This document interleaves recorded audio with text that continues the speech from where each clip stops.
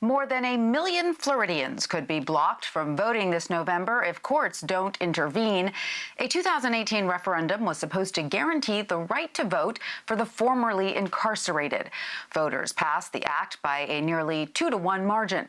It re-enfranchises all ex-felons except those convicted of murder and sexual offenses. But a rule put in place by Republican Governor Ron DeSantis and Florida's GOP-controlled legislature forces all returning citizens to pay back all debts and fines to the state before they can vote. On Friday, the Supreme Court declined to weigh in on a case contesting that rule without explaining why it declined. Desmond Meade is the executive director of the Florida Rights Restoration Coalition, and he joins me now from Orlando. Welcome, Desmond. It's great to have you with us. So tell us why you and other activists believe what the governor and state legislature are doing is illegal, and why are they doing it in the first place? Well, first of all, Tanya, thank you for having me on. No, I think it goes beyond illegal. I think it's immoral. What the governor is doing, fighting us tooth and nail on the litigation, in addition to suspending all clemency hearings for the year, to where he have yet to restore voting rights to any individual in the state of Florida, is an affront to democracy, and it really shows his true colors, because while he's shutting down the clemency hearings, he's still moving forward and inviting the GOP convention to our state in Jacksonville. So why do you believe, though, they are doing this in the first place? Well, I can tell you, my personal opinion is that every action that the governor has taken has clearly showed that it's based on politics or its partisan leanings. And he's not a governor for the people. He's totally going against the will of over 5.1 million Floridians who voted yes on Amendment 4, 1 million of which also voted for him.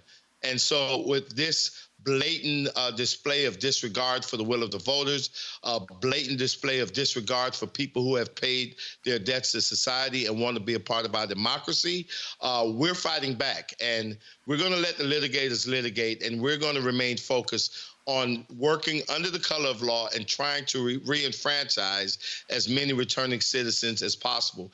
And we're very hopeful that we will get enough returning citizens to not only participate in this election, but most definitely our next upcoming gubernatorial election as well. Okay, so assuming that these current regulations stand for the time being, how can these returning citizens find out how much they owe or whether they owe any debts at all to the state? Well, the best way is really to text the word fines to the number 82623. Our organization have been working over the past year to set up a fines and fees campaign to where we've raised over $1 million to date. In addition to that, we have been able to form agreements with judicial circuits throughout the state of Florida that would allow people to go through the courts and have a judge waive those outstanding legal financial obligations and allow individuals to register to vote. We had some events even last year with John Legend. We're talking about Dade County. We're talking about Palm Beach County, Hillsborough County, where folks can actually go into the courts and don't have to worry about paying their fines and fees, and they'll walk out a registered voter. And on the other side, we've raised over $1 million to help people pay fines and fees. All they have to do is reach out to us, and we will take it from there. We will walk every step of the way with them to make sure that if they want to vote this year, they're going to get an opportunity to do so. All right, and then in terms of the fight over these new regulations that the governor and the legislature put in place, what are the next legal steps? And when is the next appeals court hearing? And do you know why? Do you have a sense of why the Supreme Court declined to hear this case? Wow, it's pretty hard to read the Supreme Court's mind. But basically, what they were asked to do was to lift the stay that was issued by the 11th Circuit Court of Appeals. And as of right now, because the Supreme Court denied the plaintiff's motion, then we are still operating under the legislation that was signed into law last year by the governor. We know that there will be a hearing of some sort around August 11th.